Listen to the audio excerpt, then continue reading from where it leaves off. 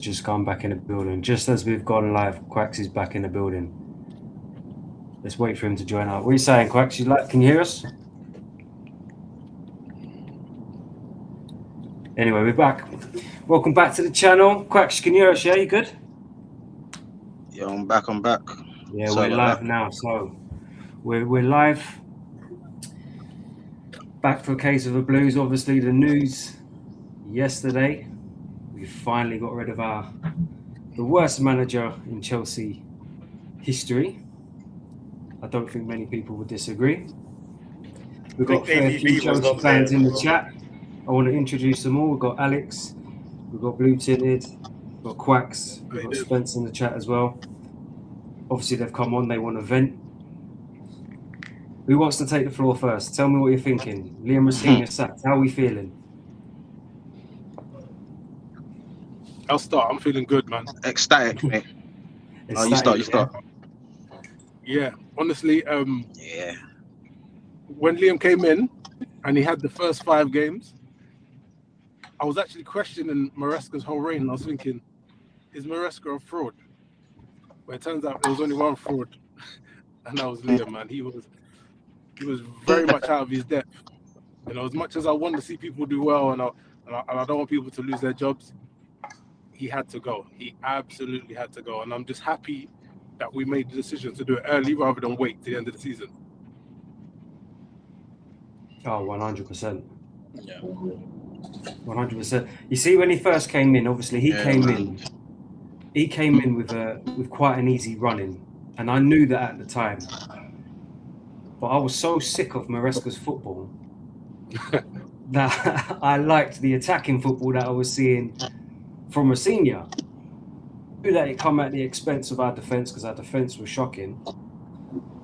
But as soon as we hit the decent opponents, where the managerial level stepped up a bit, the standard stepped up a little bit, it quickly showed how out of his depth he was. He was shocking. Absolutely. I honestly think Rosenior had nothing to do with the first couple of games being all right. Because he was just coming in. Like, there was no time for him to actually put in his tactics or like whatever we want to call that. Because at the end, there was no tactics whatsoever. It was like 5 games, no goals scored. So if we attribute this more attacking football after Maresca the first couple of games and us scoring goals, even though the defense was fragile, I don't think it was Rosenior's to be like benefit to say, okay, Rosenior brought in some more attacking football. No, I don't think so. I think it was players were coming out of Maresca's system and they were just kind of showing what they can do. And they were just attacking more. There was no system. They were just a bit more free. But then freedom, as soon as people started catching up to that, like other teams catching up to that. Is it just me that can't hear Alex? Yeah? Just you. I can hear him. Yeah, I can hear him a bit. Yeah, so I honestly think it was the case where players were a bit more attacking because of the lack of system for a couple of games. And then maybe he started having some ideas, changing a formation, trying to maybe install some system to them and some style. And that really didn't work out. As I said, he was out of depth quickly. All of the other teams started catching up what he's doing, and he had no backup plan. And I think that was also the case with Maresca sometimes. And when we saw first Rosenior's games, the thing I remember I was happy at when we had the first 2 or 3 games was he was bold with making substitutions. He was like, 50th minute, let's change stuff. Halftime, making subs, which Maresca didn't do. Maresca would wait for the 85th minute. We'll be losing 2-0, and he will be waiting for subs, even though he sees that the team is not performing well. Rosenior was trying to make changes, and maybe it paid out the first couple of times. But after that, it was just shocking. So it's good he's gone. I don't know how good it is that we're back with the under-21 coach for the next 4 games, considering we have an FA Cup semi-final coming in. Maybe it was, I wouldn't say it was premature, because at the end of the season he would be gone, which is like, what, 5-6 more games in total if we somehow magically get to the FA Cup final. But yeah. But I can't do 5-6 more games of that. I just can't do it. No way. No. I mean, No I way. wouldn't say he had to, but now they're not looking for a new manager immediately, which I kind of get because they want to go into summer, maybe have a bit more time. But I'm surprised with the fact that it's again the 21 coach. Like I'm surprised it's not Terry. You know. Yeah, for me, that's the worst thing. I think what this decision with the McFarlane, I don't mind it, but I feel like he needs backup. You see, when Carrick went into Man United, they brought in experienced heads, and a few people that have been at Man United. So what's the guy? Is it who used to be at Chelsea and helped Neville?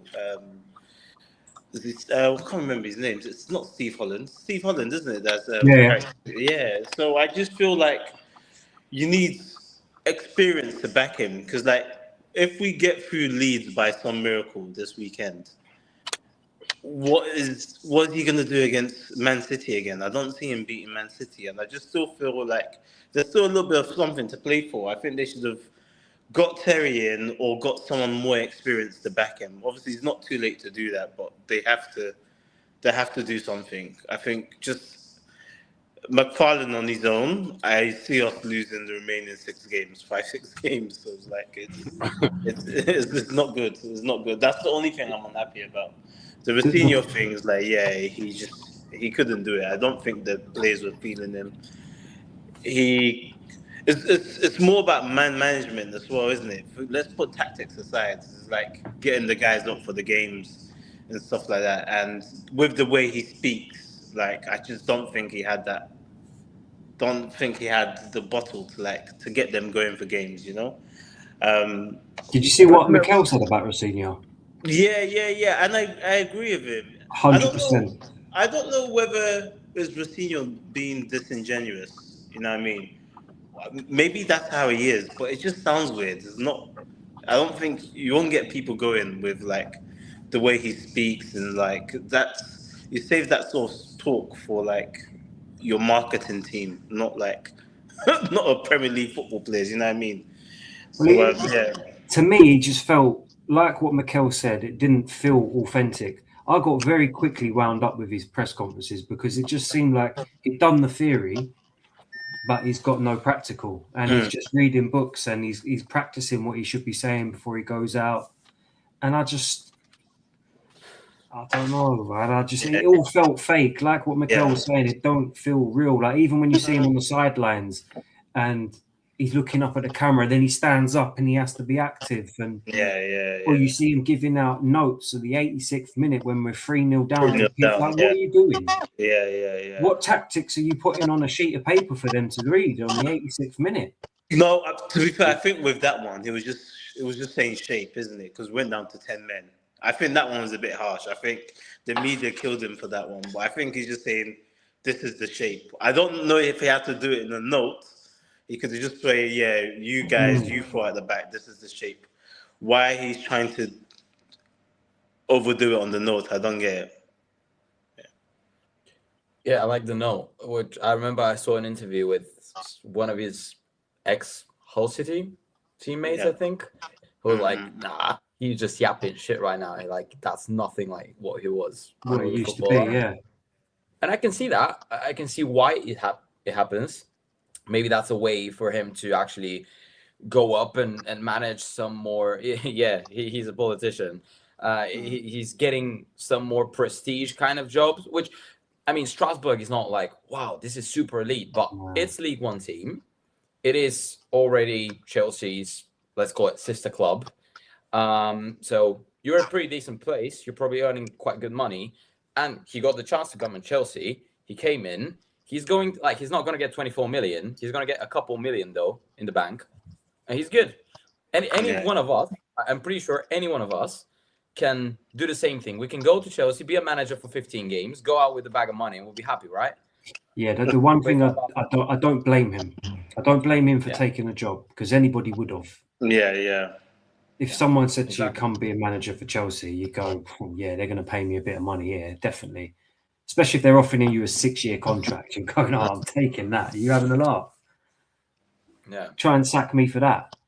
Yeah. But I just feel like definitely way too inexperienced to be taking on a job like Chelsea. Strasbourg was probably the perfect level for him to be trying to prove himself. But again, it just shines the light on the ownership and where they see their model and where they see, they see kind of Strasbourg as like a little mini Chelsea academy where everybody comes through and then comes up to Chelsea where... Yeah, it was premature to be bringing in Strasbourg players. Too premature. Even the striker they're trying to bring in next season, I just think it's premature, man. Like, I just don't get it because that guy's gonna come now and he's gonna want to play. And then they're gonna start pushing João Pedro out wide or whatever. But then would he play second fiddle? It just doesn't make sense. The whole this model and the stuff that they're trying to do is just not working at all.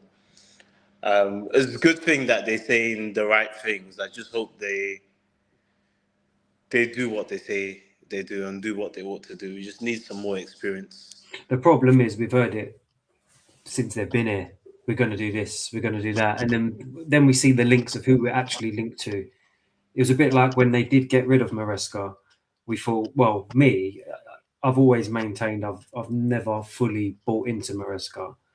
And I've always said that I think he deserved the chance. But when they got rid of him, I was thinking, oh, okay, right, now's a chance for us to improve and go get someone better than him. Mm. And then you see the links and you're just like, we're not serious. Yeah. We're just not serious at all. I didn't mind Maresca. My only issue with Maresca was his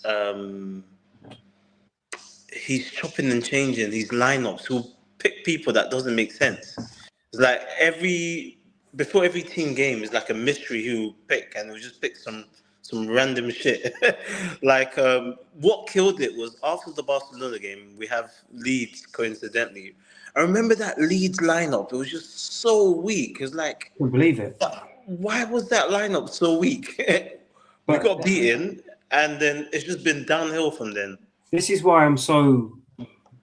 I know, obviously, we had the little debate in the chat the other day where people were, getting on to me about Maresca. People saying, "Oh, you wish Maresca gone now." Look, I wished Maresca gone because I wanted us to improve. I can't be blamed for what the owners brought in after that. That's like, do you know what I mean? Me having someone made the analogy the other day. It's like you having a Ford Mondeo, wanting a Ferrari, but then they're giving you a bicycle. How can you be blamed for that? Yeah. And that was always my point. People seem to do this revisionism with Maresca, where they see the 2 trophies and straight away they think, oh, it was fantastic. It was a lot better than that first season. It was a lot better than Rosenior. Yeah. We spent that first season, a lot of it pissed off. And we just so happened to win a competition that we should have been winning. Let's be honest. Any manager at Chelsea should be winning that competition with the squad that we had. You had an A and a B team at the end of the day. That competition, you shouldn't be here anyway. Then we go to the Club World Cup. We have a very easy route. And I give him his props for that final because he did a madness in that final. And after that, I said to him, he deserves a chance. He deserves to go into the next season, get the players that he wants because he met all the objectives that I wanted to meet last season, and then go again. The board didn't give him that. And that's the one. I'll defend him on that point. They didn't give him that. But then I look at his management with the players that he had at his disposal this season and what he did for this season, and I still think that he made mistakes that cost us points. But he would have got top 4 easy, though, don't you think? Sorry? He would have got top 4, top 5, top 6 easy. Well, with this team or the... He would have. This team. 100% believe he would have. I think what frustrated me about Maresca was the way he chopped and changed was not good. It's like he had his 4 set of players that he trusted, and he would rather play someone out of position rather than play somebody who could play there. Like, for example, the way he left Hato and Santos in the cold, like, look, I'm not going to... Don't get me wrong, they're not world beaters. They're not the best players in the world. Hato's decent, though. I like Hato. I like Hato very much, right? And I feel like Hato had one bad game and he was just left out in the cold for the rest of the it was a Karabag where he made the mistakes. Exactly, and he's a young player. I think there was certain games, especially early on in the season, where he could have given him a bit of more minutes, managed him in a little bit, and given him that confidence to kind of grow. And I feel like he just stayed with the players he trusted, and like doing stuff like putting Neto up front rather than putting real strikers, and it just didn't really help the situation. But I do agree to your point that he wasn't backed in January, and I think that's where the board let him down. Yeah, go on. What was you going to say? I know. I said I do agree with Crax's point. I do think Maresca did bring stability to this team, but I still felt like he made mistakes that put us in a really bad position going into January. When it came to January, I was going, he should be getting sacked. Look at his run of form, 2 wins in 9. That Atlanta game, by the way, was a disgrace.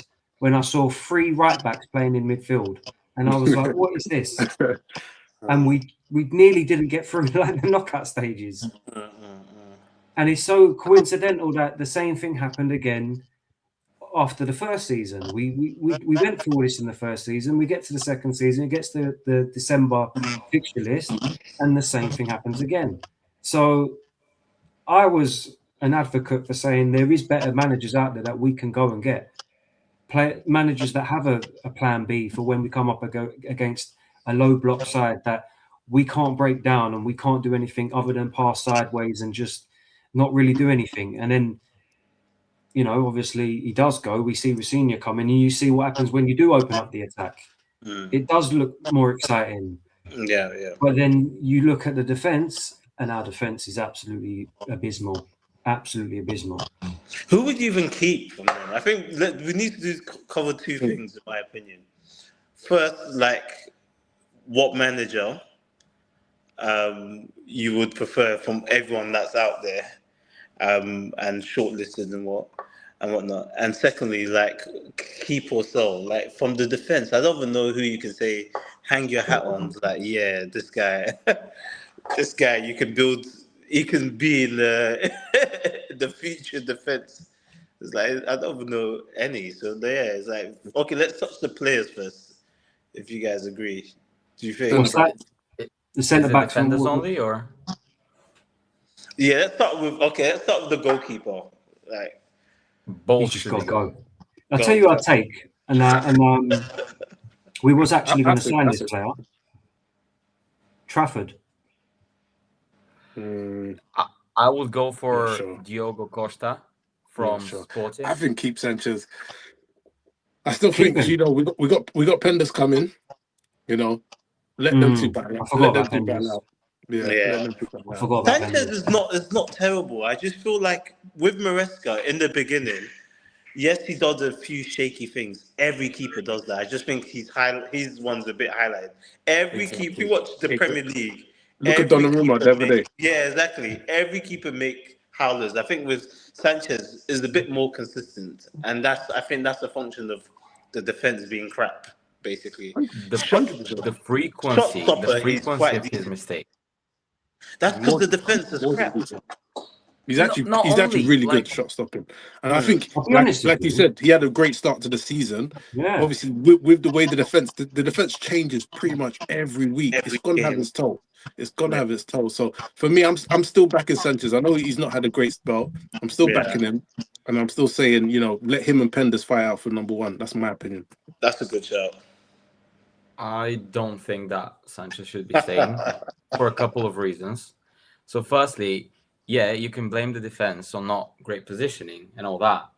But knowing that, like, you're in the team, everyone in this team knows the state of the whole 11 right now on the pitch.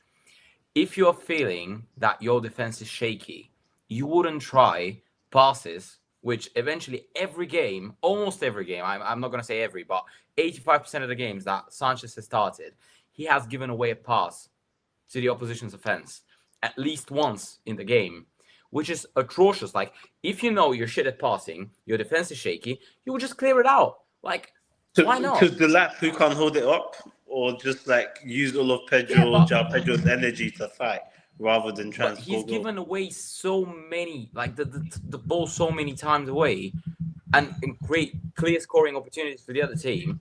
it's crazy. Yeah, he's a great shot stopper. I'm not taking that away from him. True. But he's nowhere near a level of a number one for Chelsea. Additionally, he was number 2 and number 3 choice goalkeeper at Brighton at some point. So he's not someone like we can be even considering. Like maybe okay, he's a fine backup at some point. But also we are waiting on Pendes. Fair enough. He's a young talent, but again, a super young talent. Like, what is the chance? So what is the chances that Pendes is going to come in and he's going to be great from the start? Like, he's going to have so much pressure on him right now that is going to be crazy. I think we need someone who is kind of stable, maybe not too expensive. I don't know why we didn't get Mignon. Like, that was crazy. How, like, trying to say 20 million euro, I think it was euros even, not pounds, is too much for the number one keeper of France.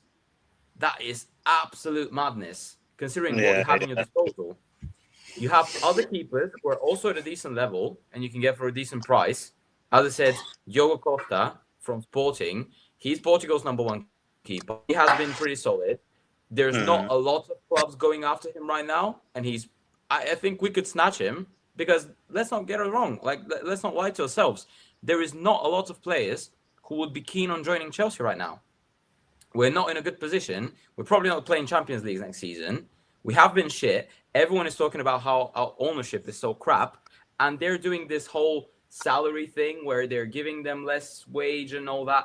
It's not a lot of players apart from youngsters who are keen on trying to get to an elite club, which are joining us right now.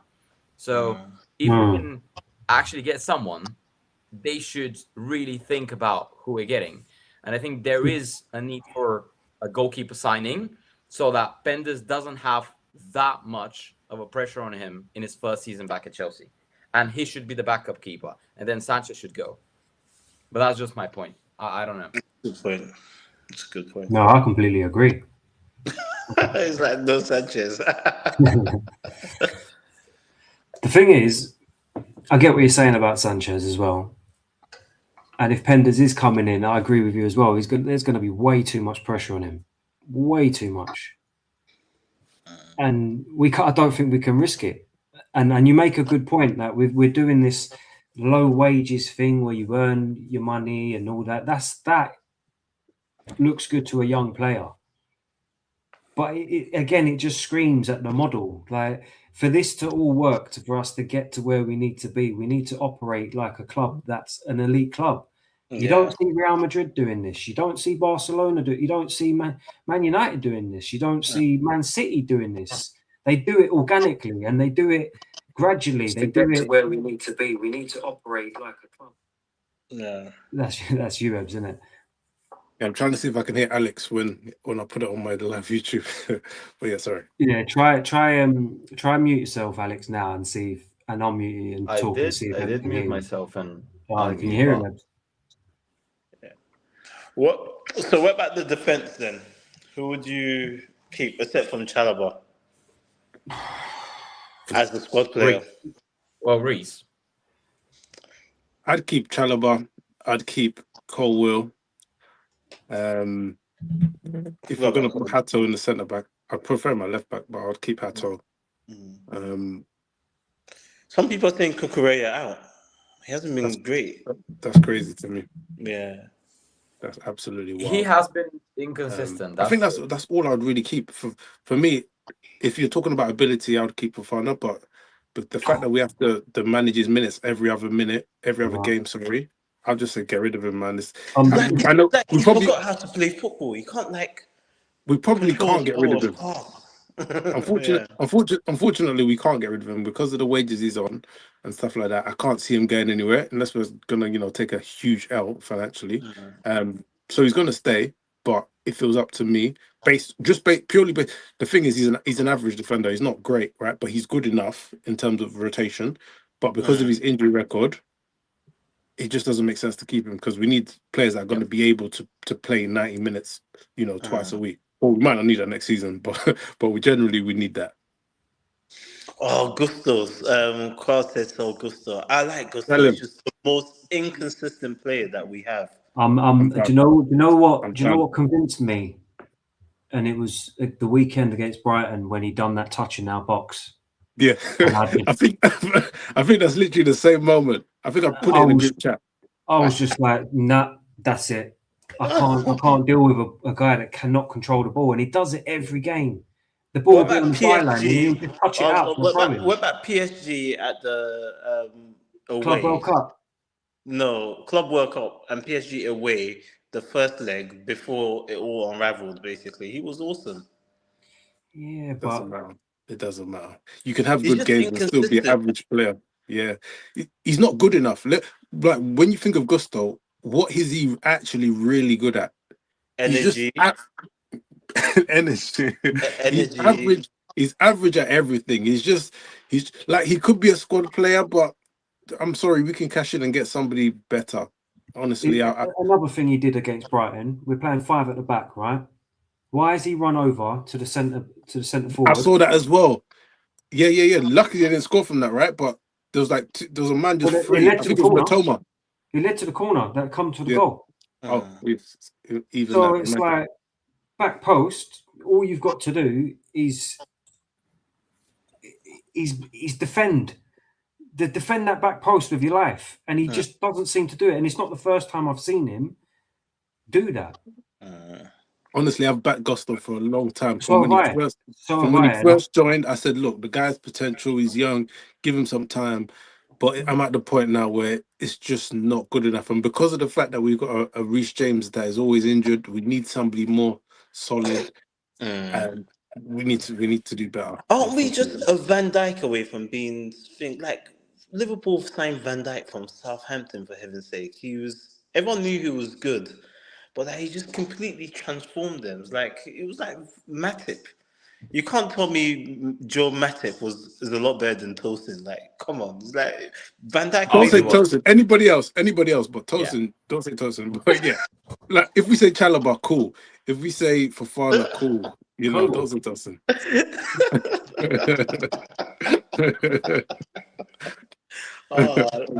No, but you guys all hear me now, by the way? I can hear you, Alex. Yeah, I can hear you. Yeah. You still can't hear him, Mebs? Wait, I think I speak again, Alex. Yeah, because I just refreshed. Yeah, I got you. Hey, yeah, it's true. I wanted Van Dijk this season. Yeah. No, he's gone. I think Gusto, he didn't sign a contract, did he? And I was like, we'll sign him. Just go pay him whatever he wants. Take him. I think Gusto could be kept, honestly, because I am not sure that there would be a lot of stable right backs who would be happy with being backup to Reece. I mean, backup with Reece is a bit of a long shot because he's constantly out. So they're probably going to get more starting minutes than bench ones. But still, Gusto is still quite young.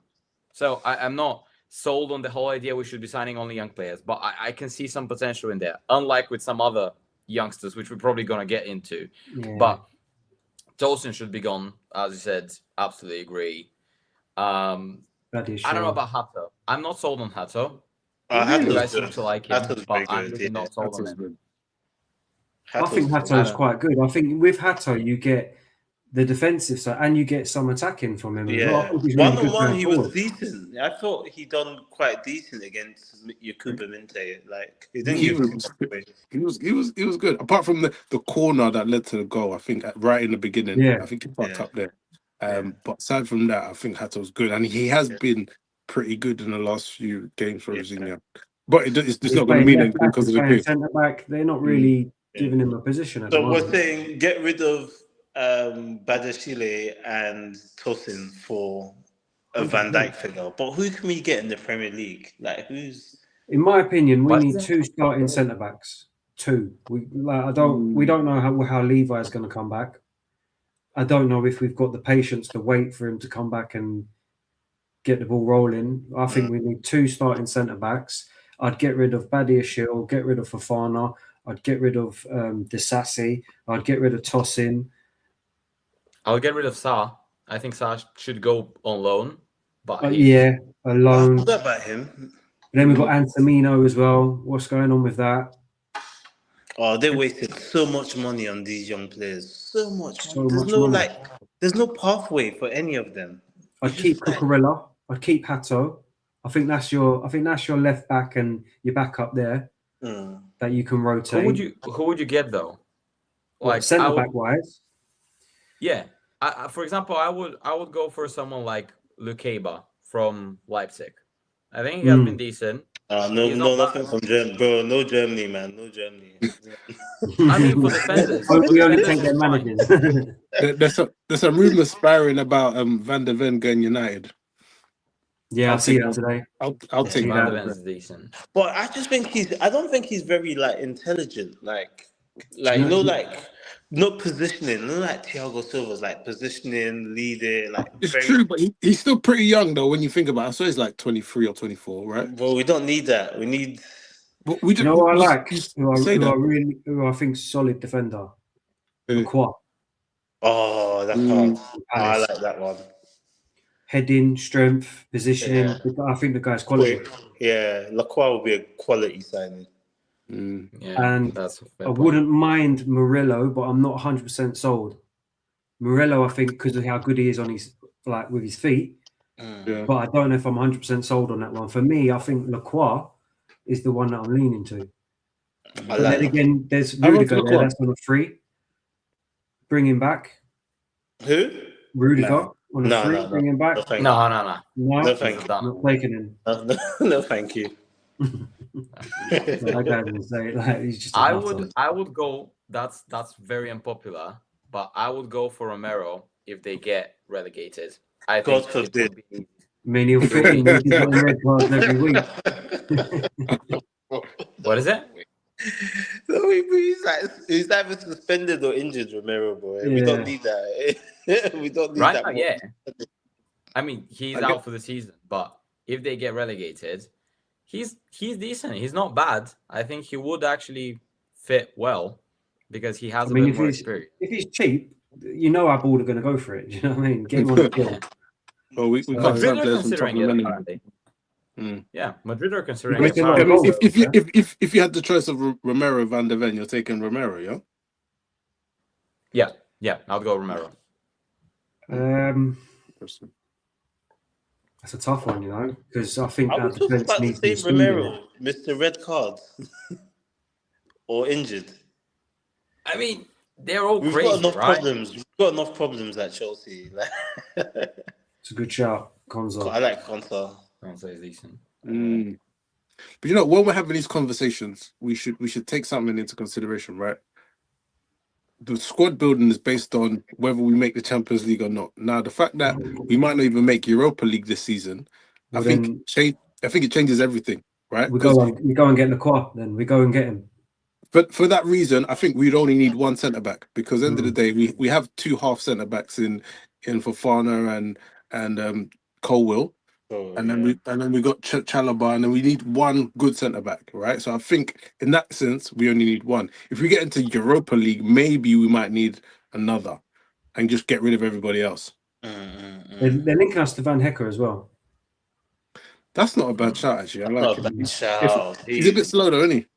I just don't like buying players from Brighton anymore. I really just. Oh yeah, that's true. That's true. Put me off so much. I just think I don't want them. Don't want them at all. I mean, I'll take Matoma right now on that left wing. I'll take Danny Welbeck just to have him stop scoring against us. Man, every single game.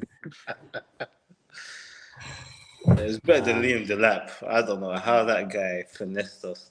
Do you know what? The biggest finesse of the century. I feel sorry for him because I think we've stunted his growth. If I'm being honest, he stunted his growth.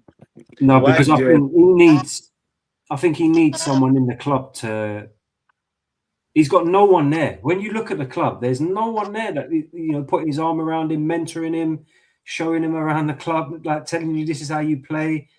He's got no one to look up to in that team at all. He's just doing it by himself. Imagine he came into the team and he had a Drogba there to learn off. You'd be like, okay, he's going to learn some football. He's got no one. He's not learning off of anybody. How does he's a pro. I think the problem is, remember, back end of the season of last season, They dropped him. He wasn't playing. He was coming off the bench. I found that suspicious. I just thought this was a blue coat. Okay, let clean him up and we can sell him, or like stop Man United having him or whatever. It was just a ridiculous decision to sign him. I just don't. He doesn't suit our style. There was this whole Jackson versus the lap debate. Jackson's miles better than him. Jackson's not great. Don't get me wrong, but like, Are you keeping him next season? Yeah. oof, no. I think he He needed had to 15 goals to the tally. That's all you got to think of. Pardon? He's not adding 15 goals as a second striker. He might get 7 or 6 if he's lucky. Yeah. Well, He only half got of that, five. yeah. 5 Bundesliga's goal, and like I can score 5 Bundesliga goal, and like But there's context to how many games did he, how many minutes did he play? I don't think he played very much. It's Bundesliga, man. You get enough. You get enough minutes. Like, Did he get minutes? I don't know. I haven't actually seen. I don't think he gets many minutes now. Mm. But the other thing is, he had a very good link up with Palmer, and I think Palmer's missed Jackson. And I just wonder. And part of me thinks maybe we just bring him back just for the sake of Palmer. yeah, Palmer's got a good thing with João Pedro though. This When is you the thing. were I think it's more just the style of play wasn't. For example, when Maresca was there, he didn't trust João Pedro to be the number 9, right? So there was never that. Okay, João Pedro Palmer link up from beginning, and then when he did come back, when Rosenior came into play, it was just coming back from injuries. I just think it's a write-off season for Cole Palmer. I still think they can link up. Remember, like Club World Cup, like João Pedro and Cole Palmer can link up. We just need better wingers to open up spaces. And I think we need another striker that adds a different profile. So I wouldn't mind having Jackson back, to be honest. Delap's clearly not up to it. He needs a loan or sell. I do feel sorry for him slightly, but Why? ultimately, because obviously it's not like he's not trying, right? He's just not really good enough, if we're honest. So I feel like, I don't mind selling him or loaning him. I think we'll sell him and get our money back. Yeah, I think we'll go like West Ham or something. My man thinks he has Ronaldo's potential. Who? And he hasn't seen his own highlights. Like, I don't see how Jackson is in any way going to help us. I don't think his whatever style or profile or whatever fits our system. Because let's be honest, we have João Pedro, who is kind of like a false 9, not really the exact number 9 that we're looking for. And that's why they signed Delap, who is more of a number 9 who can actually play nothing for shit. Like, he can't play at all. But they were trying with, okay, maybe have 2 different profile strikers. If they get Jackson back in, they keep him. He is in rotation with those 2 because I don't think they're gonna sell Delap immediately. I hope they do, but I don't think they will sell him immediately now. They may sell him in January. They may sell him next season. God knows. But how is this third guy, Nicholas Jackson, going to come in? He's no different to João Pedro in terms of, like, he's not a striker. He's not a good number 9. And if he was a good number 9, he would have, he's better on the ball than Delap is. He's not better on the ball than Pedro. No. And he's a better number 9 than João Pedro is. So he's not better than neither of them. If João Pedro's coming off, I wouldn't mind Jackson coming on. Or like when we're playing lower teams, you've got Jackson. Like in conference leagues and FA Cups, those smaller teams, he killed them basically. And then when we get space and there's counter, like he's so good, he was quick, he turns, he battles well with the centre backs. The only thing the guy can't do is finish, and he hasn't really got a lot of football intelligence as well. But I think that will come. Basically, I wouldn't mind him as a second striker over Delap. Yeah, I prefer him as a second striker over Delap. And this is the thing, you said that João Pedro is not a number 9, but I think he can be. He's still 23, 24. I think Maresca didn't put the right faith in him, and Liam Rosenior put a bit of faith in him as a number 9, and he showed what his potential is. We get a proper manager in that knows how to work attacks properly and sort out defense, obviously. I think João Pedro can hit new heights and be that number 9 that we need. So I think invest time in João Pedro, have Jackson or somebody else there to supplement, and I think we do good next season. Yeah. What are you guys saying to? I was going to say the mistake we made is that we've got so many young players coming already. So it's like, what do you even do with them? Because like they won't help. Like Quenda and that Omega guys, those two guys are signed. You've got all these loan players. How do you? Because I don't think they will help, right? Then you've got Gittins, you've got Garnacho, you've got Esteval, but you got Neto, but we need a proper winger. What do you do? Try and clean them up, or get rid of one or two and get a new winger? It's just a mess, man. In terms of like Guys, it's not a new system in terms of buying the young players. It's just we're now pushing more towards playing them. If you think about it, 10 years ago, we would also get as many young players as we do now. They would just always send them on loan, and some of them we would never even see play for Chelsea a single game. It's not like, oh, we're magically signing all of those youngsters. We're just not signing other experienced players, which we used to do before. We're just doing the youngsters now. So I don't think we're signing so many more than we did before.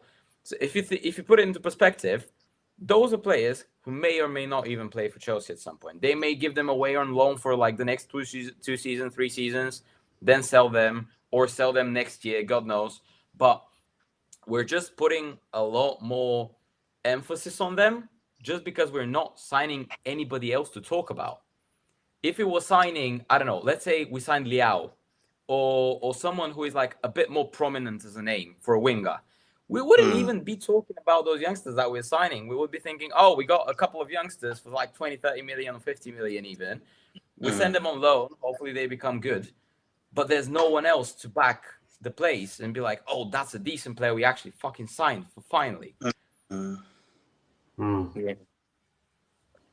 mean, we did try it. Our big name, which we signed last season for a winger, is fucking Gittins and Garnacho. Oh, stop it. Man, I think that says it all, them 2 signings. I mean, I got to hold my hands up and say I was wrong about Garnacho because I wanted to give him some time, but he is just, I ain't got the patience. He's just horrific. I think he doesn't suit our style of play. So it's weird, yeah? Like, he's not one of those wingers that beats people. And like, remember when Maresca came and they tried to get rid of Sterling? I just thought Sterling was just all about the salary. They didn't like he was so high and his output was great. But like, all the people that we've had before, except for maybe Esteval, who's got the potential to be a million times better than him, you can't hand on heart say, yeah, this guy is better than a half decent Raheem Sterling. You know what I'm saying? It's just like, why have we signed all these guys like that can't even beat people or create space? I just don't get it. I feel like go for it. Right? I think my issue is Garnacho and Gittins, right? I was never against signing Garnacho. I thought it would be a decent acquisition.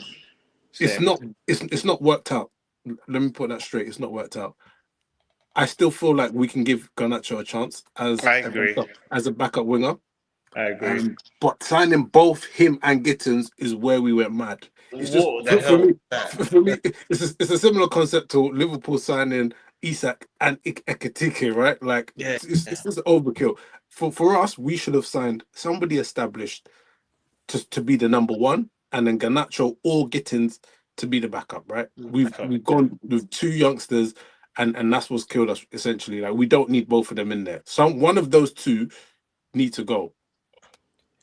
But what's wrong is like simple things. Sorry, Alex. Simple things that you just said. Why isn't the board or the football directors thinking about this thing? Why? That's what I was gonna say. Why? I think they think of value before anything else. First, I think they look at the young players. Sorry, go on, Alex. They're incompetent, like to the point where they think they can copy off of other clubs because they have no clue. So we've actually I've seen kind of parallels and similarities to what we tried to attempt with other clubs. So you know how Madrid, it was like 5-6 years ago, they were the first ones to start buying those youngsters for like 50 million 3 years before they actually started playing for them. Like they bought Endrick for 60 mil before they actually got him 3 years before he could play for them. They were the ones who started with that.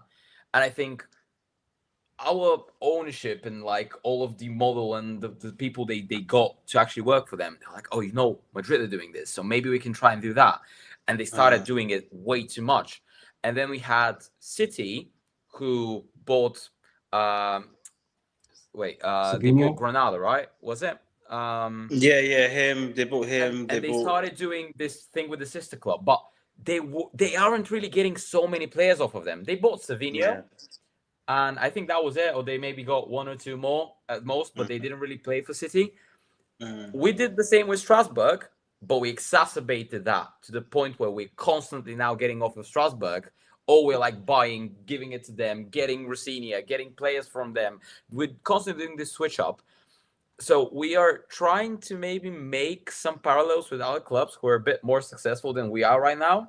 I mean, Madrid has always been more successful than us, don't get me wrong, but City are like inarguably, they're much better off right now. They have better staff, they have better ownership, everything is going well for them. More experienced players with the know-how. Yeah, and they have that. I just think with City, they just keep it simple. Like, they go into January. Who's the next best performing goal scorer under Haaland? Semenyo. Let's go get him. Yeah, have you? We're struggling in defence. Who's really good that we can get? We'll go get Mark Gay. Everyone else wants him. We'll go get him. And it's just changed their season. But look how it leads. So that's what really frustrates me, because I honestly and genuinely think, if we had that exact same window, we could actually compete. You may think I'm crazy, but I think if we do that same window this year, maybe we'll get third, like comfortably get third. And that's that's where I've felt let down by this board. Like, I'm going to say it here on record, I'm still for blue card remain. I know it's very, very unpopular. I know everybody's going to probably rip me to shreds here. But you're going to be viral tomorrow. No, I listen. To be fair, I think you're speaking sense. Where they're going to go, who's going to come in? I think Simon Jordan said it on Talks was like, who's going to come in with $5 billion now and buy? Honestly, bro, ravel all the debt. You just have to work with what we've got. Look at, do you know one thing I give this board? Like, a lot of people say that, oh yeah, they're only here for business or whatever. But at the end of the day, when you look at the history, right? They came in. They bought the best players that were available at the time, the Sterlings, the Koulibalis. That didn't work, right? They changed the model. They said, okay, let's try something different. We're doing the young thing. That's clearly not working. And now they're saying they're going to change the model again. Like, I get it. They've made a lot of horrendous mistakes, right? But I think the intention and the progression is they're trying things, right? These 7-year contracts, nobody else was doing them. They allowed us to buy all these players that we're buying. If you look at the players around in the Prem, all the teams in the Prem, Aston Villa are struggling. Newcastle, they got all the billions. They can't buy anyone. Tottenham, they got new ownership. Where are they? They're getting relegated. So we can't just ask for new ownership thinking it's going to change everything. It's not like it was back in the day. Yeah. No, I think they have to fix it. What was it? I think that you're right. I think we should just give them a chance to fix their shit. But I feel with the experienced players, they didn't give it enough of a chance, right? They sacked Tuchel way too early, and Tuchel can work with those type of players. That was the biggest mistake. They sacked him way too early. It's like, just let the guy get on with his jobs. Like, we don't know this thing. And they came in, they gutted the club. Why would you get rid of Czech? Why would you get rid of the football people, the Abramovich people? And if you want to get rid of them, it's a slower transition, right? You just don't sack them day zero. It's like, you're going to bring all this stuff from America. Remember the medical team? They got rid of the whole medical team and brought these guys from America. Everybody injured straight away. They've just done things way too early. I don't think they gave experienced players a chance, because look at Uber. Isn't this season or last season, this guy's still scoring 20 goals in Aubameyang. Yeah, he's still scoring 20 goals in Europa League and in French football. They just done it way too early. They should just give in Tuchel. Even if they got rid of Tuchel, the mistake of Graham Potter, my God. I honestly They think make too much mistake. it wasn't even the manager problem at the beginning. I think the main core issue was they came in and they fucked up everything with the sporting directors and all the stuff, Yeah. getting those out immediately. Because Yeah. those are people who are there in the club for like 15, 20 years, some of them less. I have a friend from uni who I remember her uncle was the chief of the medical staff in Chelsea. Yeah. And this guy was working with all the Lambs, Drogbas, and all that. He was gone immediately as soon as they. There was players who were boasting about him and thanking him when he got dismissed. And imagine you get all of those people out, including sporting directors and all those shit and I don't know, player scouts and all of that.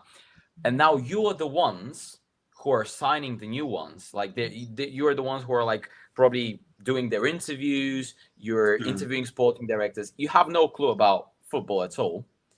How are you getting your topmost? Like this is the highest level in a club, in my opinion, is the sporting directors. It's not the ownership. Ownership is just the thing which gives money. That's everything. They shouldn't be completely unrelated. But you get all of your actual sporting top level stuff away, and now you have to get new ones in, but you have no criteria. Like, how are you getting them? And that's what fucked it up, because they thought, oh, you know what? We're gonna put a Chat GPT prompt. What are City doing now? Or like Real Madrid doing now, and let's try to do the same thing. And they maybe hear those new guys coming in the interview saying a little bit of a similar stuff, and they're like, okay, this is our person. There's nothing to base it off of. And I think this is the biggest problem. It's like they were not in football for long enough to be able to make a switch at the top level of the sporting community at the team. All of the medical staff, chiefs of different departments like scouting and whatever.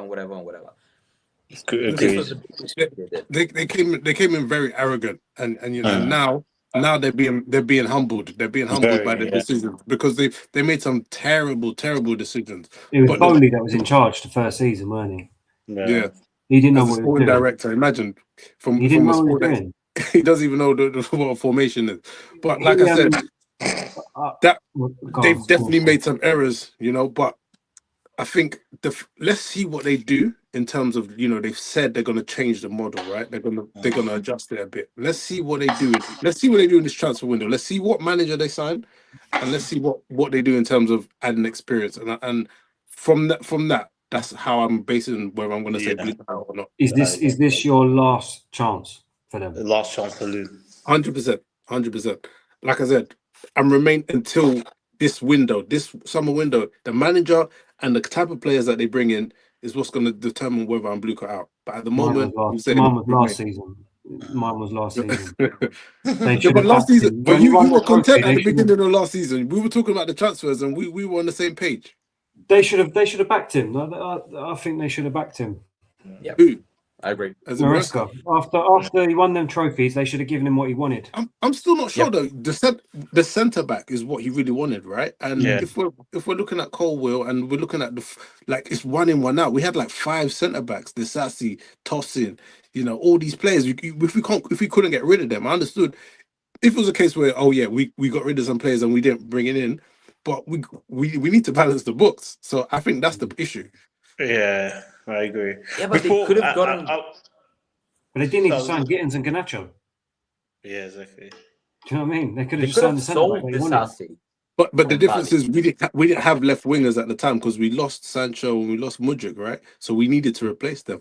But like from the way I see it is, they said for defenders we need 1 out, 1 in, and we wasn't able to sell.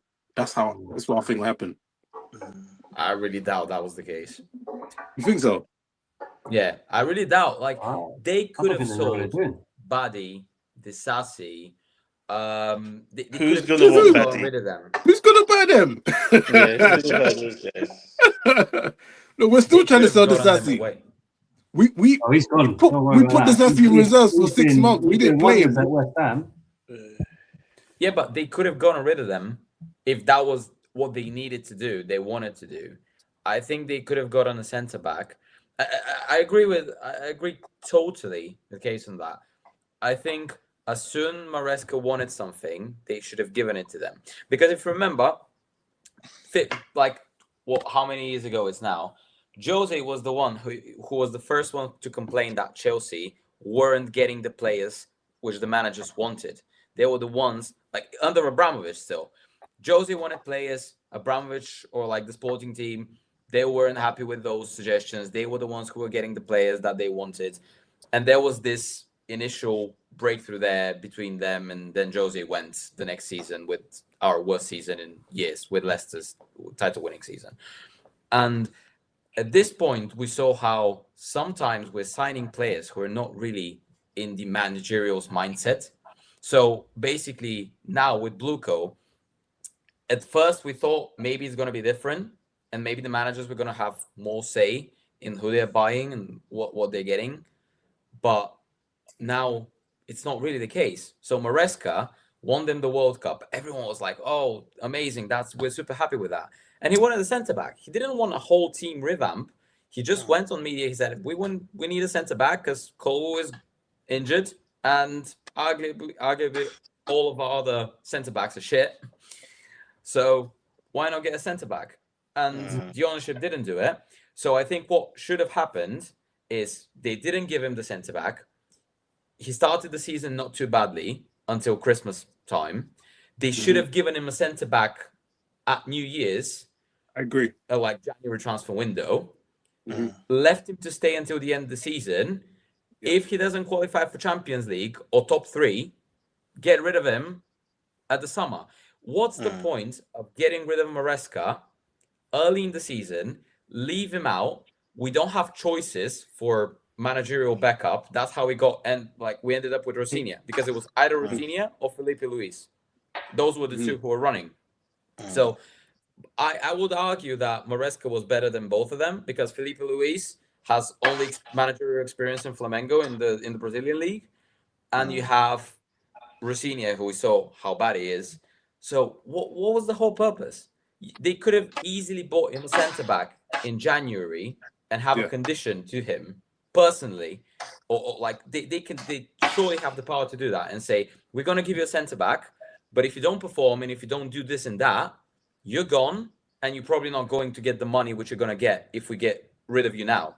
And I think he would have been happy with that, maybe, and he would have said, okay, if you give me what I want, I will try to do my best, and he would have probably gotten us to top 4, maybe. Yeah, they should have made it work. Could have been there. Yeah. I'm going to drop off now, guys, but very quickly, who do you guys think your managers? Who's next? Yeah. What's your shortlist? Well, it's whoever's available, isn't it? Imagine if you get anyone. I can give you the odds because like bookmakers are usually the ones who are like who's the most favorite accurate. right now? So it seems that as per Bet365's odds, we have one sec. Iraola being the top candidate. Then you have equal, a bit lower. Oh no, then you have Felipe Luis again. Then you have Fabregas, Lampard, and Glasner. Those are the ones which are kind of potential. After that, everyone else is like quite far off. There is Marco Silva, McFarlane staying next year. So getting Diego Simeone is in the same odds of keeping McFarlane next season. So, and then very far back, you have people like Xabi Alonso, Xavi, Zidane, Klopp, Tuchel, and all of those. I'll take Tuchel or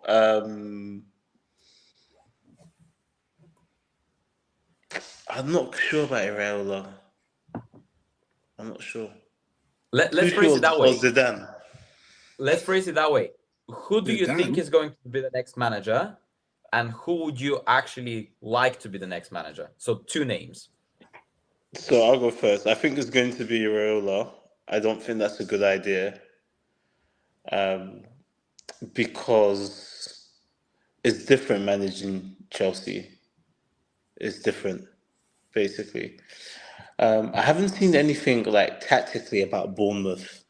I just think they just got a good team spirit and they got.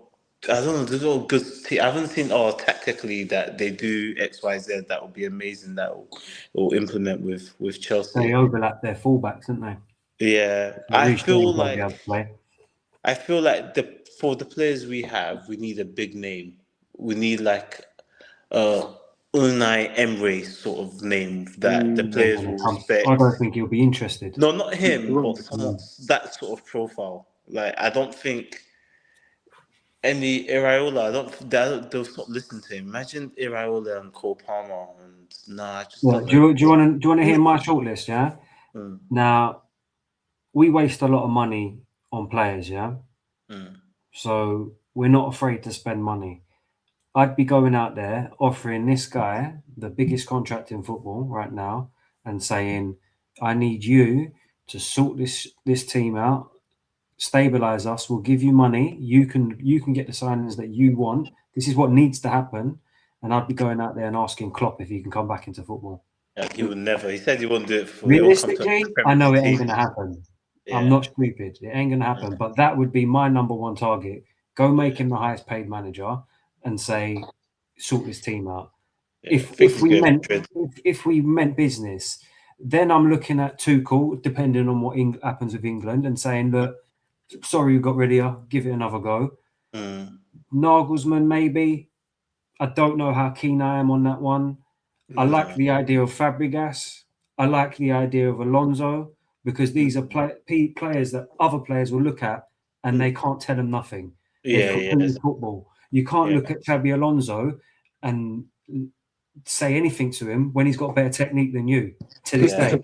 You know, you're on the training pitch and he's pinging balls along there and you're sitting there going, fucking hell, the manager's better than me. So when you've got a Fabregas as well, and I like the way that you've seen Fabregas, the way that he plays football, he's going to incorporate that as a manager. You know, the creativity side of things, the way that you see him for Como, very attacking side, and he says, all I want to do is attack. I don't care about my defense. That might be a struggle with our team because our defense is so bad. But I like the idea of them too. Yeah. You know, I like what you're saying with lead by example kind of thing. Yeah. Because I think that was what got Lampard this first season top 4. He was there, and there was no player in that team who could tell him anything. Can't tell him nothing because they all knew he was. They all looked up to him. Do you know what? Yeah. I think a lot of Chelsea fans disrespect Lampard's reign at Chelsea because of his second stint, which I don't think he should be really accountable for. You know, Correct. Picking up a team from Potter. Are you joking? I thought Potter had the hardest job out of all of their managers, trying to come in with what he was dealt with. Remember, there was the jokes that there was too many players in the dressing room. They couldn't fit him in the dressing room. They had to strip the squad there. You know, they took over the club not realising how many players we had out on loan that were coming back. They didn't know. I've already heard this stuff from Chelsea players. They did not know how many were coming back. They didn't know what they were doing when they come into the club when they bought it. Didn't know about the contracts. Didn't know how much they should be paying. They paid Sterling a signing on fee. That was his contract. Because that's what they do in America. Bowley didn't have a clue. So Sterling just absolutely rinsed the club of money. And he's like, yeah, cool, sweet, I'll play. They didn't have a clue. So the Lampard stint, second round, he gets judged for that. But you look at his first time round, that is a manager there that is overachieving. His first, he did overachieve the first season. The second stint, all right, fair enough. If we give him grace for that, but then Everton as well, he didn't really set the world alight with Everton. I feel like he hasn't. His brand of football is. I'll be honest with you though. What manager does set the light with Everton? No one. Moyes. You know they're the only club. You know they're the only club in the English tier that's not won anything in the last I can't remember how many it was. I saw this stat the other day. They're the only club out of 92 clubs that haven't celebrated lifting a trophy in I can't remember how long it was. It might be like 20, 30 years, something like that. 20 something years. No one Ancelotti couldn't do I'm in something agreement in with you on Everton. the manager. I think my top would probably be Jabi Alonso. Second to that would be Fabregas, because of the heritage. The players looked up to these players when they were young, when they were coming up, and automatically there's a level of respect as your Liam Rosenior is never going to get. And I also feel like with the model, they could be slightly adjusted to the model because they haven't got that much managerial experience. So, they may be able to adapt to the model, and they may be realistic to get one of those two in. But the odds are not saying much about Alonso. But do you think Fabregas can win you the league? I'm tired of I don't think any manager can win us the league in the immediate term. Do you know? No one's going to come in next season and win the league. It's not possible, right? But we can get someone to take us up to top 3, and start challenging at least. I think it is possible. Look, Arsenal City are going to win the league with around 80 points this season. I think next season is going to be even more competitive because, I think City will be weaker without Bernardo Silva. That guy's know-how is incredible. Arsenal are just going to Arsenal and finish second. Then I think Man United won't be able to handle Champions League and Premier League. Man, they've got money. They've got money, so they might. They got money. Where they get money from? Mate, they're one of the richest clubs in the world, off their own revenue alone. I don't think they'll be able to sign loads of players because they're getting rid of Casemiro's wages. They're getting rid of Rashford's wages. They don't give them lunch or something. They have to bring packed lunch if you work there. But they're paying high wages. That's how many of the players on 300, 400k plus? But for Champions League football, you need 2 players for every position, basically, and I don't think they have that. They invested well last season, and I think they'll do the same. For I think they want to watch. One game a week. They play one game a week since as long as they build since December. United have a history of just spending money, right? So as long as they spend the money in the right places, I think they could be a dark horse next season. Yeah, I think they'll do well, but whether they can compete on all fronts, I doubt it. And they're in the market for a manager because they might not keep Carrick. True. So that's another unknown quantity. So we do have a chance if we can get it right because we have the players there. It's just that lack of consistency, lack of structure, lack of everything. Because on their day, those players are pretty decent. We ain't got the squad. We don't have a squad to compete. This season we completely depleted that squad, getting rid of your Dewsbury Halls, your Jacksons, your Nkunkus, your Felixes.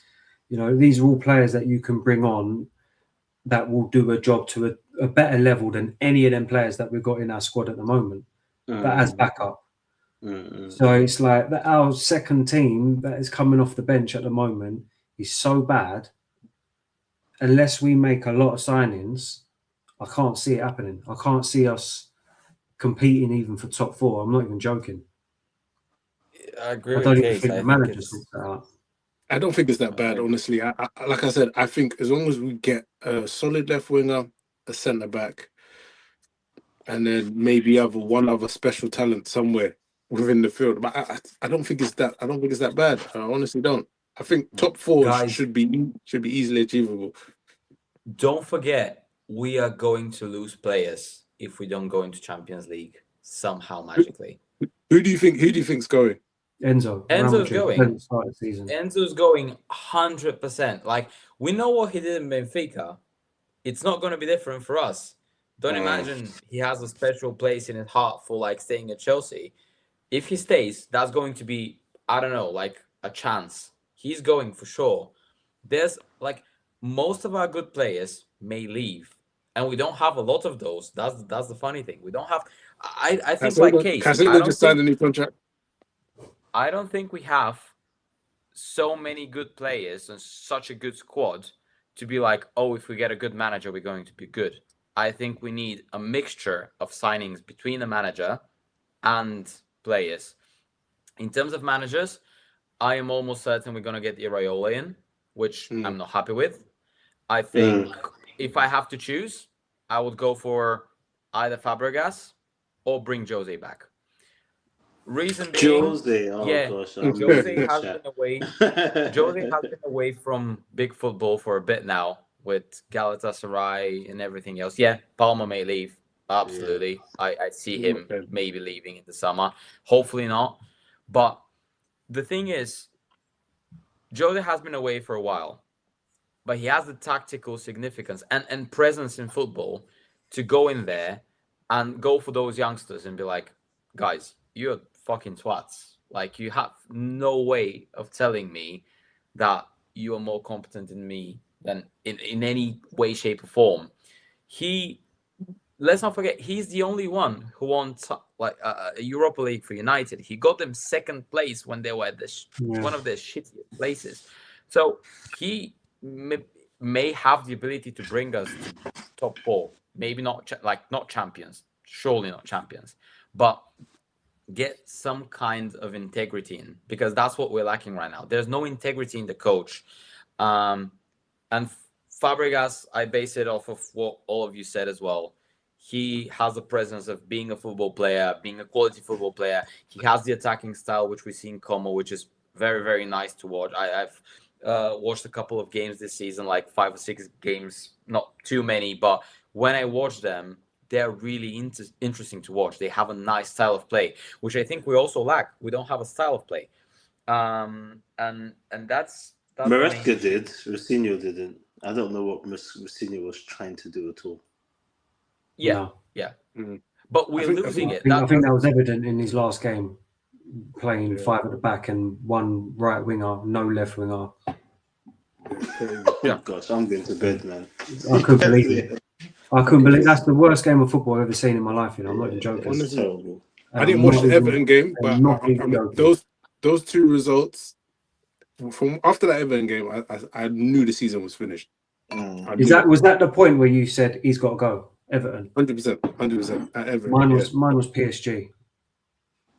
For me, PSG can happen. Do you know what he PSG was where I realized that this guy doesn't know what he's doing. That lineup on the first leg, I was like, "What the hell are you doing? This is like almost Maresca-esque in terms of just experimenting for no reason, right?" But the loss. I think that's where he lost the players as well. You know. Yeah. Yeah. Why would you play Malang Sarr at right back, at a left centre back, at right back when he's not even played? Like Achimpong's there. Like, I don't get it. Because the keeper decision was the worst one. He killed Sanchez, killed Jorgensen, bro. Bro, those 2 decisions is what made me say yeah. That was the point where I think he lost the players 100% because he just ruined their confidence completely. Yeah. And imagine, we've not seen Malang Sarr since.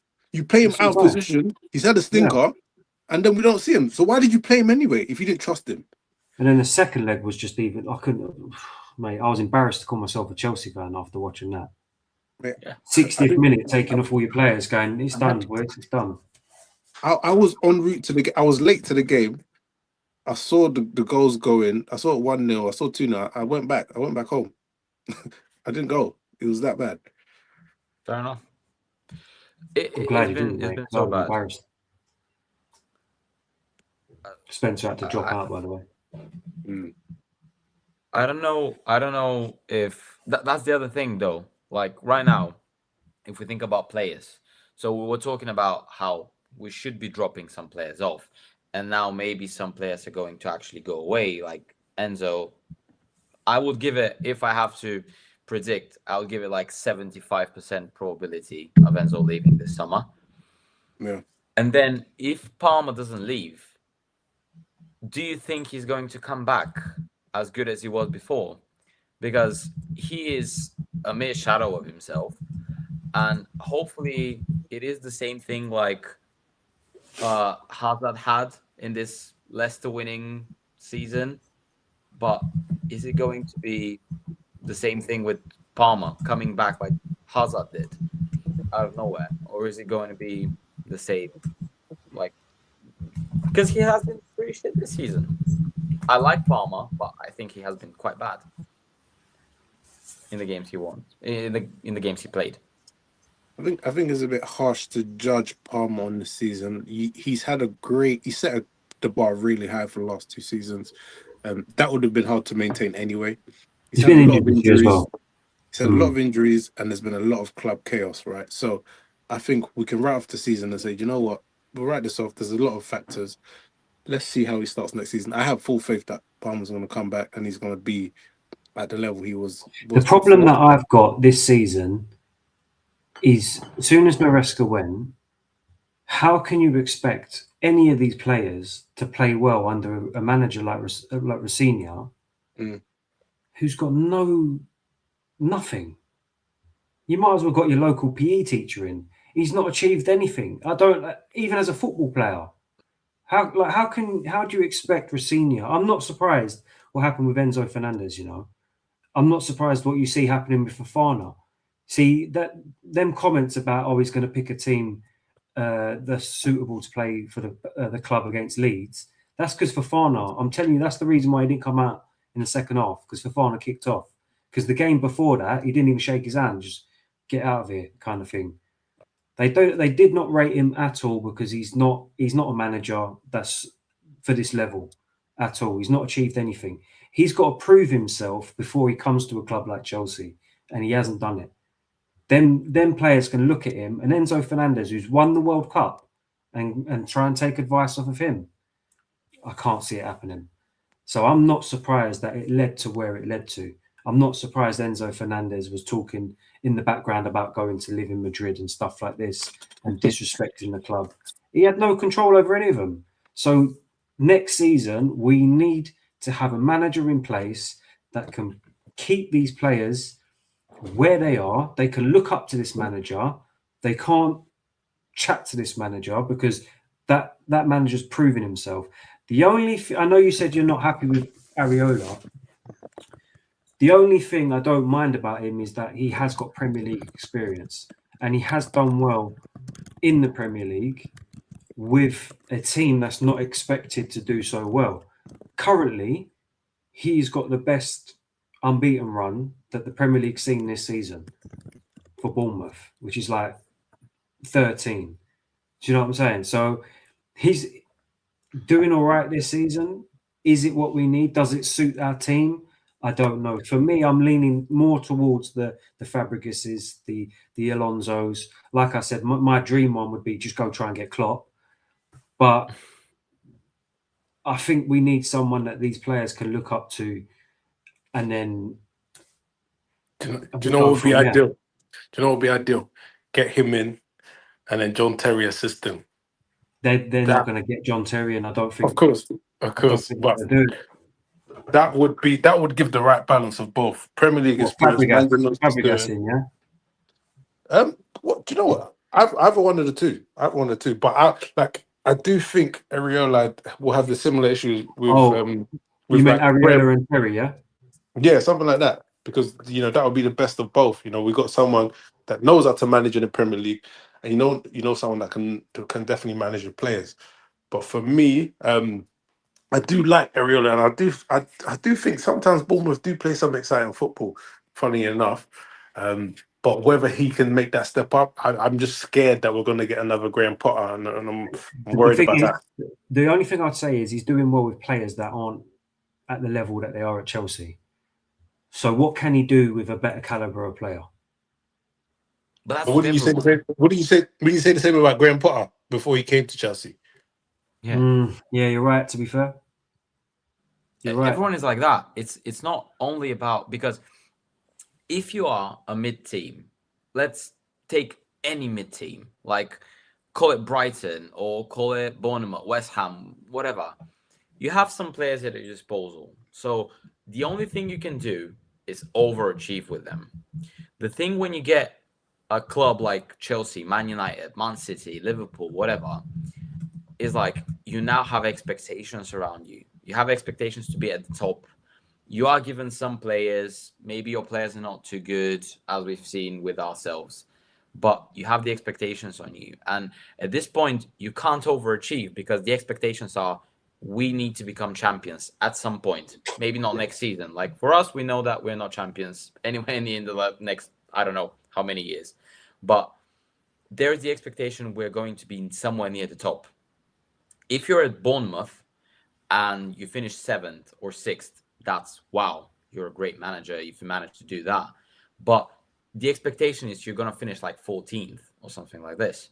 So I think there is a really large gap in it's 2 dimensions of the problem. It's not 1 dimensional. It's like you have the players at your disposal. How well can you perform with the players you have? And also the other thing is, are you actually able to take the step up and be a manager of a super big football club? Because which other club is going to get Iraola in of the big ones in any top 5 leagues?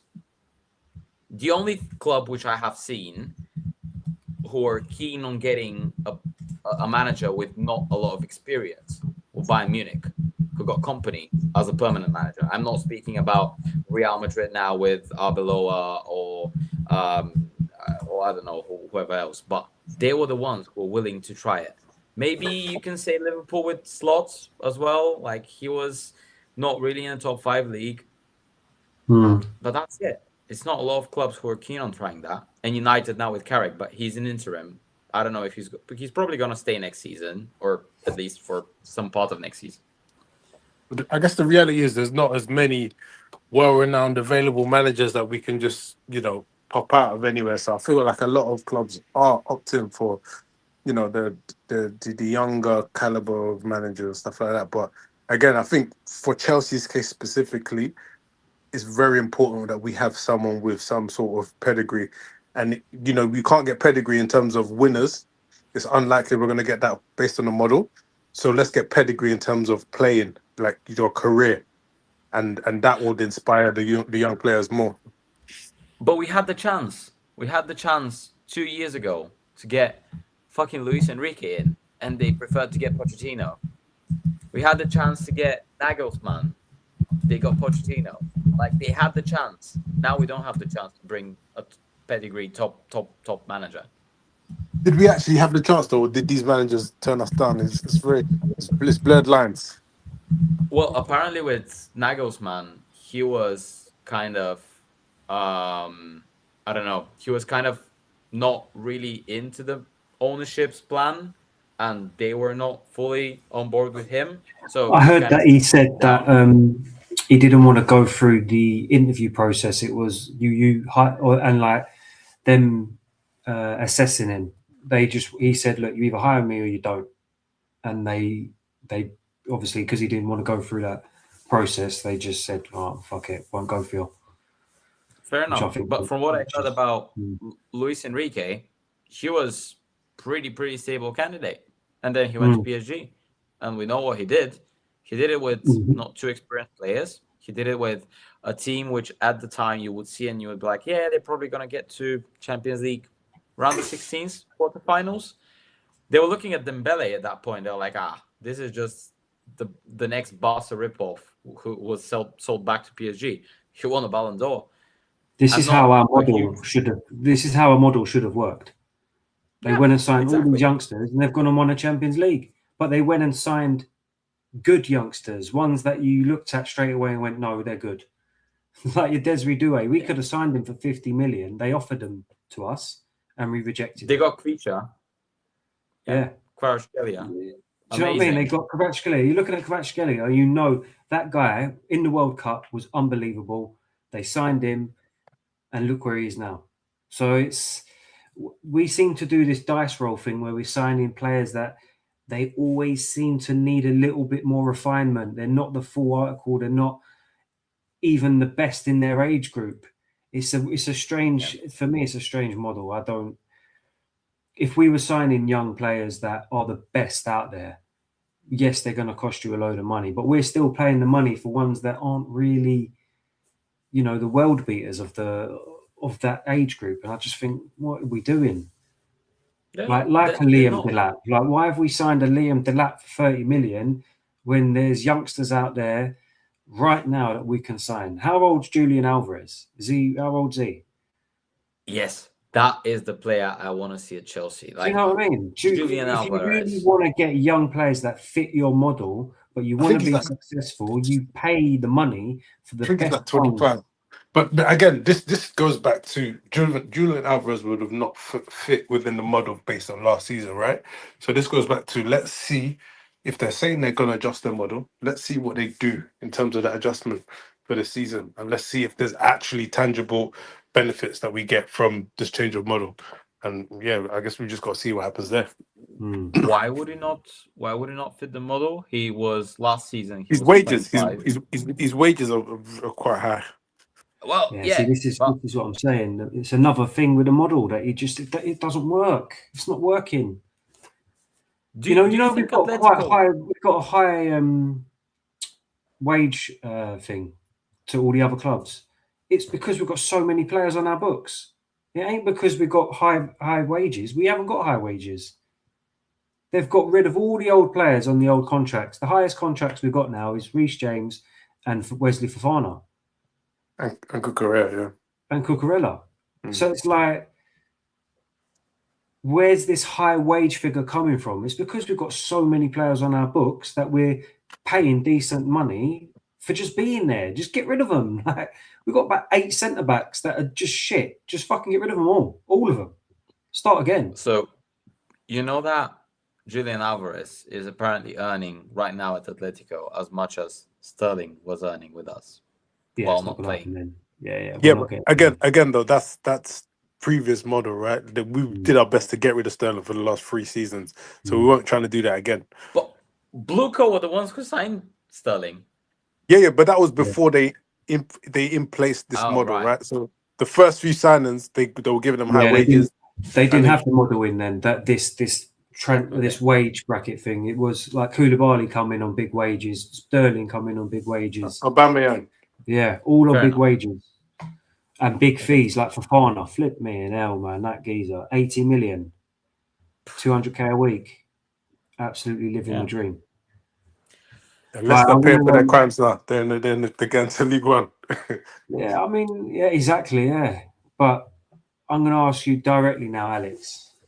Who do you want as manager? Who are you leaning towards? Yeah. I would go for Fabregas, honestly. Or, as I said, if there is a chance and we can't get a good manager, just try to bring Jose back. I don't think it will be a difficult business to bring Jose back.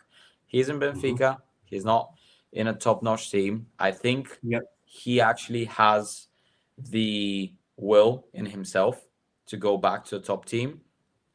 Madrid are currently thinking about, reportedly thinking about potentially bringing him back.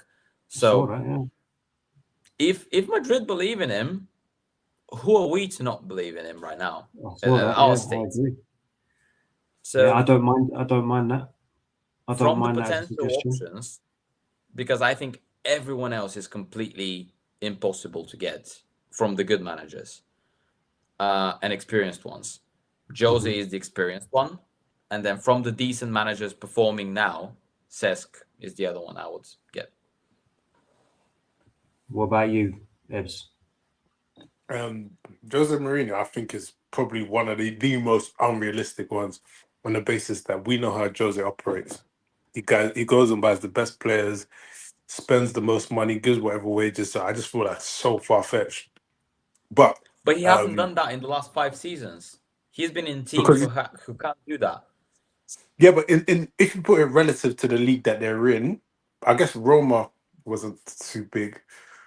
But I just can't see Jose coming back and not wanting to do what he's done. Like, if he's coming back to Chelsea, he's coming to leave a legacy and he's coming to spend big. So I just don't think him, and even his personality, him and the board, it's just not going to work. Yeah, that is not going to happen. Yeah, this is not going to work. But when he went to Spurs, he was always against, he had clear clear press conferences where he was against the ownership. Yes, they got rid of him before the final, but they still actually waited for him for quite long.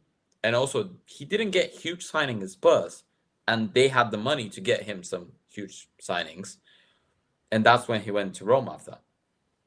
So I don't think he is the only one. Like, he's the one to only get huge players. And also, I don't think we are the club. If the ownership is now coming up and saying, "Oh, guys, we're changing the model. We are ready to get players who will have immediate impact." If I hear that, like when I hear that, I'm thinking, okay, they're ready to spend for decent players. So I don't think this is a matching. If they are actually willing to change their model, why not? Honestly, I think they're gonna adjust it slightly. I don't think they're gonna change the model. I think they're gonna make one or two exceptions, and I don't think that's gonna be enough for Mourinho. Yeah. Oh, look, we signed you some experienced players, and then it'll be like, I don't know, James Milner or something. Exactly. But yeah, Chris Wood. But just to answer the question though, for some reason, I just feel like I don't think it's going to happen, but I feel like the profile of Alonso works because he has his brand of football, he has the experience. Even though he had that experience with Real Madrid with the big players, and I think that's a valuable experience, even though he didn't do well. It's a valuable experience that he could bring in. So for me, I'm edging towards Alonso, but I don't think it's realistic. Otherwise, they probably have my other preference would be Fabregas, just on the basis of his history with the club. I don't think Alonso will work for us. I think Alonso has a very rigid view on his style of play, and we saw he had issues in Madrid, playing with stars, playing with like the whole thing. Like they got rid of him in such a weird manner. If you think about it, he hadn't lost the title. He lost the smallest competition of them all. He lost the Super Cup against Barca, and they got rid of him, which was a complete madness in my opinion. They were not performing badly. Literally the next week, Barca dropped points. Madrid could have gone up. Didn't he fall out with Mbappe? Yeah, that was the thing. So like was it. I don't think he's the kind of manager who would really fit it. Like, I think he would have problems with our squad and their morality and the way that they are actually, I don't know, behaving towards managers. So I don't think Xabi Alonso would really work. If there was a completely impossible option of getting, I don't know who, I would say Luis Enrique. If there was the chance to get him, I think he would be the one who could actually bring the best of us. I don't. They're not gonna. There is no. I think that chance is like 1%. No, that's why I said like this is. I know what you're saying. I know what you mean. Yeah, I know what you mean. But me personally, I agree with you. I think Fabregas is the name that we're all leaning towards. And for me, I look at like a Vincent Kompany, for example, who's gone to Bayern, young manager. Okay, he was at Burnley and he got relegated. But if you actually watched how Burnley played football, they were playing decent football, even just with shit players who just weren't good enough. Mate, so he goes to Bayern Munich with better players, with his style of play, and he's on for a quadruple this season. So he's going to get it, in my opinion. I think he's going to get it as well. And I look at Fabregas, who's got a clear style of football, very attacking. We know how he played as a player. If he can transmit that into a managerial sense of playing football, you've got players like Cole Palmer that I feel like you'd be able to get the best out of. Imagine Enzo Fernandez learning off of a Fabregas. I think that would be brilliant. I think he's the perfect fit, but I do still think that we need to really invest in our back line before we go with that. And wingers. And fucking definitely wingers, mate. Yeah. Well, we'll have Quenda and Esteval when he's fit. Apparently, he's got a grade 4 hamstring injury. I never heard of grade 4. Apparently, that's a complete fucking tear. So I don't know how good that's going to be for him. So he's missing the World Cup then? Well, they've said that he's not going to have surgery to try and get him back for the World Cup. If he has surgery, he misses the World Cup. If it was me, I'd be taking the old surgery in case next season hopefully he doesn't rush it like Rees did for the last World Cup. That's when, like, I remember I was at that Milan game when Rees got injured with the injury which left him out of the World Cup. And we knew that he was not going to recover for the World Cup. And he was so keen on actually getting there that he fucked up his whole next 3 seasons now because of this persistence that he's going to play in the World Cup. Like, I do understand that's probably like the biggest dream a football player can have in terms of actual football and not earning money, is like playing in the World Cup and doing your best there. But Rees had the chance to actually get back into shape in the normal time span, not play the World Cup, and be readily available for this World Cup. And he would have had most probably a much better injury record than he had in the last 4 years now. Yeah. If Esteval does the same thing, God knows what's going to happen. All right.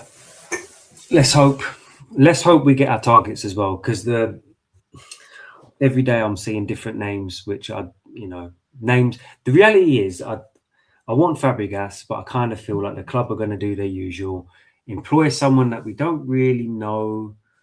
I've heard him linked to, what's his name? Matthias Giseli or something. Hold on, let me get it up. He used to play for Hoffenheim. That's how I know him. Hold on. Matthias Giselle. So he managed RB Salzburg. He's 30, same age as me, 34. Like, where is he managing right now? Al Hilal, yeah. Not really. Nobody's not really heard of him. Not really. I mean, he's won the Austrian league twice. Them names I want to stay away from. I want Premier League experience. I want playing experience. Someone these players can idolize and can group around. But I just kind of feel like the club are not going to do it again. And I reckon you'll see tomorrow, because it's daily. The news that we get for Chelsea is daily. I'll even put it in the chat. I guarantee you we see another link to a manager tomorrow that everyone's a bit like, oh, really? Underwhelming. The thing is, what did they consider a top manager? Because that's what was it Austin or Fabrizio Romano reported. They were like, Chelsea are waiting for the summer window, like they're keeping with McFarlane for now, just so that they can actually get a very, very good manager next season. What does the Chelsea ownership consider a very good manager? Is it Iraola, a very, very good manager? Is it Cesc? Is it whoever you said Al Hilal's manager right now? I forgot his name even. Well, I mean, if I'm going by experience, they think Potter's a good manager. They think Poch is a good manager. They think Maresca's a good manager, and they think Liam Rosenior is a good manager. So I don't trust them. I really don't. We could end up with Gary O'Neill. He's coming through Strasbourg. That could be the reality. We could be ending up with Gary O'Neill. If you had to pick who the best manager of Chelsea under Bluco, excluding Tuchel, because he was the one who started. Yeah, he didn't count. Because they just inherited him. Out of the Bluco managers, who do you think was the best one so far? Definitely Maresca. Definitely. Yeah. Because although I was never 100% sold on him, and I had my complaints, and I made it vocal from the start that I didn't like certain things about him. He did bring some stability, but there was a lot of problems that I didn't like about how he managed. But I still felt like he was getting somewhere, and then he didn't get the opportunity to see how far he could take it because they didn't back him. But then you go into this season and he's making similar mistakes with what he's got. And when I say similar mistakes, I view his management by the game like I would a footballer. And if I think he's making in-game mistakes and decisions that I don't think are right, I judge him on that. And I thought he'd done that too often. That cost us mistakes and cost us points at the end of the day. So in the end, when it got to 2 games in 9 in January, I was sitting there saying, we ain't getting top 4.